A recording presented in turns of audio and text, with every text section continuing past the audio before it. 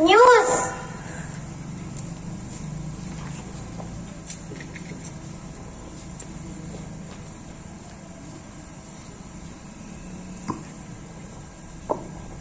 Good morning everyone. Today's news is presenting by PUTTARAJ and Dhruva from class 2nd B. Today's news.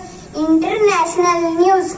Global tensions are escalating as the US continues launching airstrikes on Iran military targets in response to Iran missile strikes on oil tankers in the Strait of Hormuz. National news. India today include a Supreme Court directive to the Centre to present aviation rules under the Bharatiya Vayuyan Adhiniyam within 2 weeks. A special investigation team expanding its probe into the Ayodhya Rama Mandir donation misapplication case.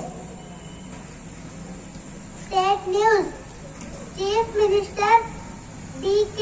Shivakumar has requested Prime Minister Narendra Modi to send a central team to assess the drought situation in Karnataka. State sports news.